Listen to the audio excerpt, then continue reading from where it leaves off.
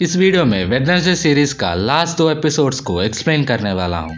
7th episode की शुरुआत होती है मेयर की फ्यूनरल में। किसी ने मेयर को मार डाला था। तभी वेडनेसडे किसी को उस पर नजर रखते देखती है और वो उसका पीछा करती है तो वो वेडनेसडे का अंकल फेस्टर निकले। वो बॉस्टन में रॉबरी करके आए थे। अब उन्हें छुपने के लिए जगह चाहिए थी। वेडनेसडे उन्हें बी कीपिंग कैंप ले जाती है। अंकल उससे मॉन्स्टर के बारे में पूछते हैं तो वो उसे उसकी तस्वीर दिखाती है। अंकल बताते हैं इसे हाइड कहते हैं। वेडनेसडे कहती है नेवरमोर की लाइब्रेरी में किसी भी बुक में हाइड के बारे में कुछ नहीं है। तो अंकल फेस्टर उसे नथेलियन फॉकनर की बुक के बारे में बताते हैं और उसे उस बुक को पढ़ने कहते हैं क्योंकि उस बुक में सारे आउटकास्ट के बारे में डिटेल्स है। वेडनेसडे उनसे पूछती है कि वो डायरी कहाँ मिलेगी तो वो बताते हैं कि वो बुक नाइट शेड्स में एक तिजोरी में छुपा है।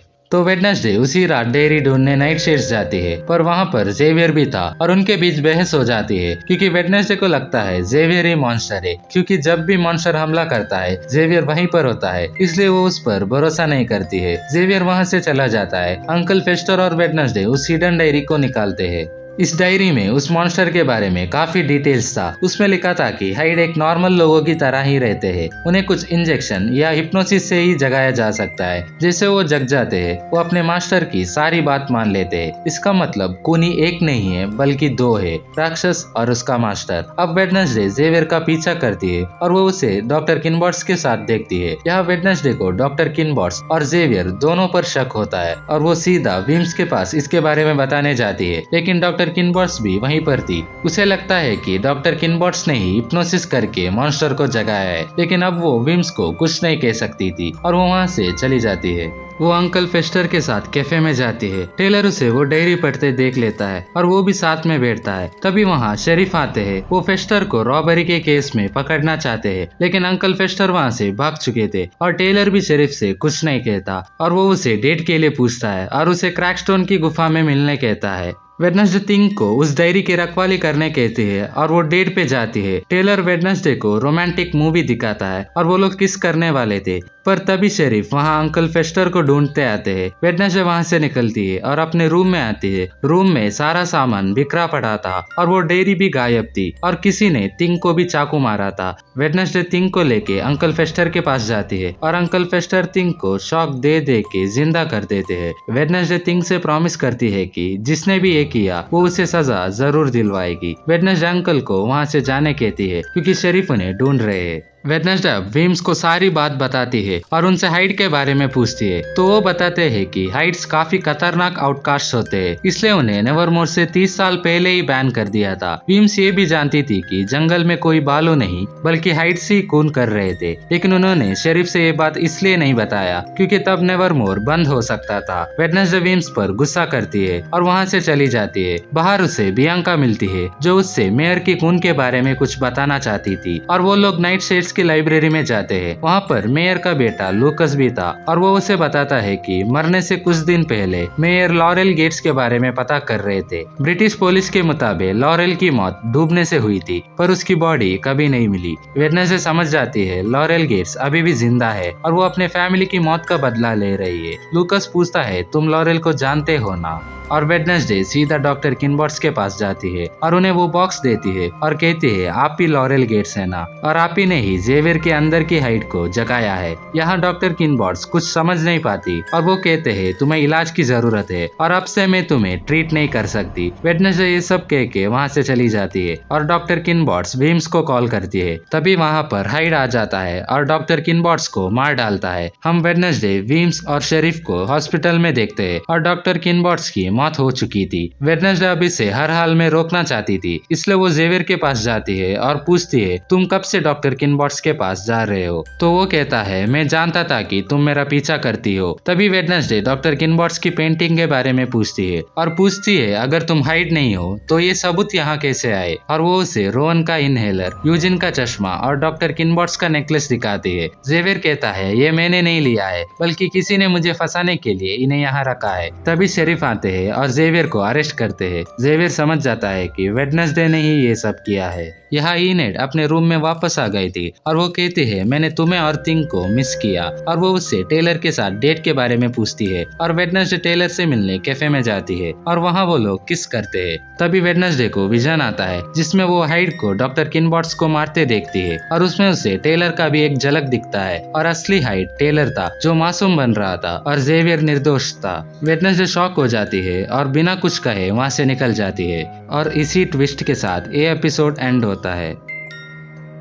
अब एथ और वेडनेसडे सीरीज की लास्ट एपिसोड की शुरुआत में वेडनेसडे टेलर को जंगल में बुलाती है और कहती है उसे पता चल गया है कि असली हाइड कौन है, और कहती है आउटरीच डे पर मैंने तुम्हें बताकर मीटिंग हाउस पर गई थी और तुम्हें मेरे पीछे डॉक्टर किनबॉट्स ने भेजा था। रेवन की रात तुमने यूजिन और मेरे बीच की बात सुन लिया और डॉक्टर किनबॉट्स को बता दिया। यूजिन ने उसे गुफा को जलाते देख लिया होगा और किनबॉट्स ने तुम्हें उसे मारने के लिए भेजा, और गेट्स के बंगले पर भी तुमने अपने आप को जख्मी किया ताकि किसी को तुम पे शक ना हो। वो पूछती है तुमने डॉक्टर किनबॉट्स को क्यों मारा। हाइड्स तो अपने मास्टर के वफादार होते हैं। टेलर कुछ समझ नहीं पाता है और वो कुछ नहीं कहता। सच उगलवाने के लिए वेडनेसडे नाइट शेड्स की मेंबर्स को बुलाती है और वो लोग उसे एक कुर्सी में बांध देते हैं। टेलर कहता है वेडनेसडे ये बंद करो, मैं एक नॉर्मी हूँ। वेडनेसडे कहती है ये सिर्फ आधा सच है, तुम्हारी मॉम एक आउटकास्ट थी और वो एक हाइड थी, और शरीफ को ये डर था कि उसकी मॉम की कैरेक्टर टेलर को भी ना आए। वेडनेसडे उससे टॉर्चर करती है पर बाकी लोग उसे मना करते हैं और वो लोग वहाँ से निकलकर विम्स को सारी बात बताते हैं। विम्स ये बात शरीफ को बताती है। शरीफ वहाँ जाकर टेलर को बचाते हैं। वेडनेसडे शरीफ से कहती है आप जानते थे कि टेलर ही हाइड है।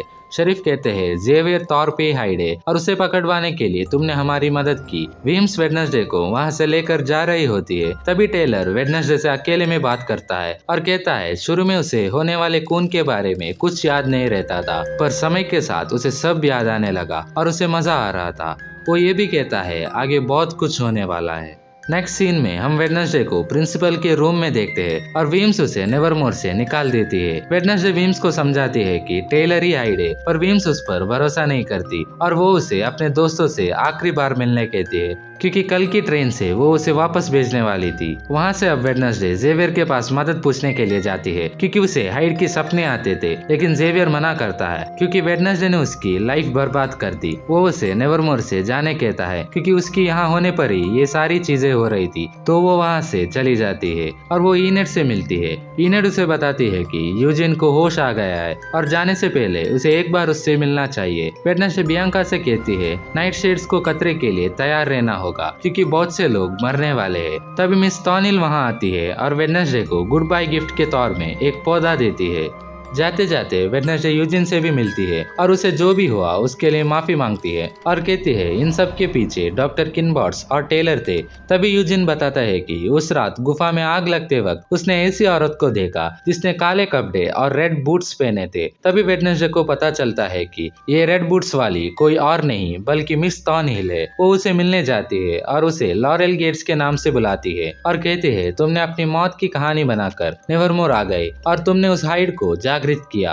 पहले तो वो मना करती है कि वही लॉरेल गेट्स है और वहाँ टेलर भी आ जाता है और अब टॉनहिल अपने असली रूप में आ जाती है और टेलर से वेडनेसडे को मार डालने को कहती है। तभी टेलर विम्स की रूप ले लेता है। विम्स वेडनेसडे के साथ सच जानने आई थी पर टॉनहिल उन्हें नाइट शेड्स की जहर से मार डालती है और वेडनेसडे के सर पे मार के उसे बेहोश कर देती है। थिंग ये सब देख लेता है। यहाँ यूजिन इनेड को बताता है कि असली मास्टर टॉनहिल है और थिंग भी उसे सारी बात बता देता है। यहाँ टॉर्निल या लॉरेल गेट्स टेलर के साथ मिलकर वेडनेसडे को गुफा में बांध देती है और लॉरेल गेट्स कहती है उसकी फैमिली की जड़ें जोसेफ क्रैकस्टोन से जुड़ी है और तुम्हारे ही पूर्वज गुडी एडम्स ने उन्हें मार डाला। वेडनेसडे लॉरेल गेट्स के हाथ में गुडी एडम्स की book the book of shadows को देखती है जिसे उसने पिलग्रिम वर्ल्ड से चुराया था और आज ब्लड मून की रात था और लॉरेल गेट्स आज जोसेफ क्रैकस्टोन को उन सारी बॉडी पार्ट से फिर से जिंदा करने वाली थी। पर गुडी एडम्स ने क्रैकस्टोन की कब्र पर खून का ताला लगाया था जिसे गुडी की वंशज की खून से ही खोला जा सकता था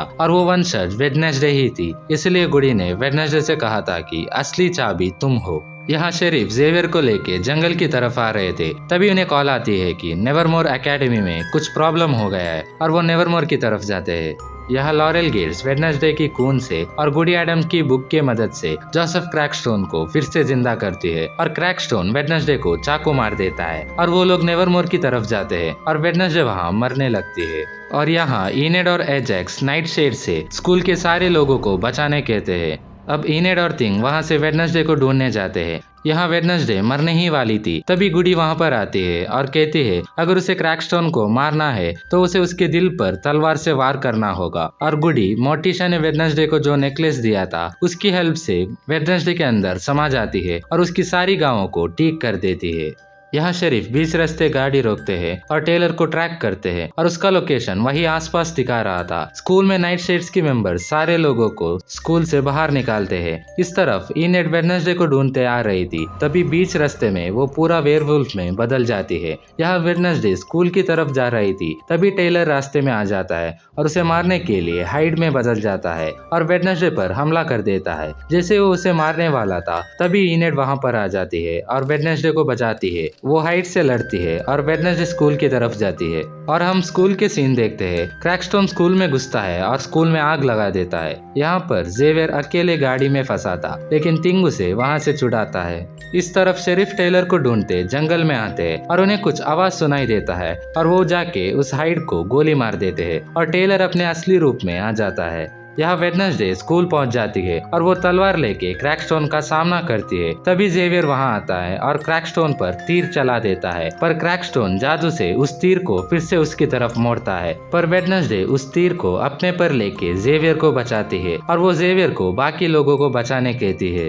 और वो फिर से क्रैकस्टोन से लड़ने लगती है और उनके बीच भयंकर लड़ाई होती है। पर क्रैकस्टोन वेडनेसडे पर भारी पड़ता है और वो उसे मारने ही वाला था, तभी बियांका उस पर वार करती है और वेडनेसडे भी चूरी से क्रैकस्टोन के दिल पर वार करती है और क्रैकस्टोन का अंत होता है। लेकिन लॉरेल गेट्स वहाँ पर वेडनेसडे को मारने आती है, पर तभी यूजिन वहाँ अपने बीस को लेके आता है और बीस उस पर अटैक कर देते हैं और बाहर इनेड आके वेडनेसडे को हग करती है और इमोशनल होती है। और सेमेस्टर के हॉलीडे पर इनेड वेडनेसडे को अपने घर आने कहती है। यह जेवियर वेडनेसडे को उसके जान बचाने के लिए एक मोबाइल गिफ्ट करता है और जैसे ही वेडनेसडे वापस अपने घर जा रही थी तभी उसके फोन में उसके कुछ फोटोज आते हैं, यानी अभी भी कोई उसका जासूसी कर रहा था। यहाँ शेरिफ टेलर को बांधकर कहीं ले जा रहे थे, तभी टेलर एक हाइड में बदल जाता है और यहीं पर वेडनेसडे सीरीज का सीजन 1 खत्म होता है। अगर आपको वेडनेसडे सीरीज का ये एक्सप्लेनेशन पसंद आया तो हमारे चैनल को सब्सक्राइब जरूर करें। इस चैनल में और भी मूवीज और सीरीज को मैं एक्सप्लेन करने वाला हूँ, इसलिए इस चैनल पर बनाए रहिए। धन्यवाद।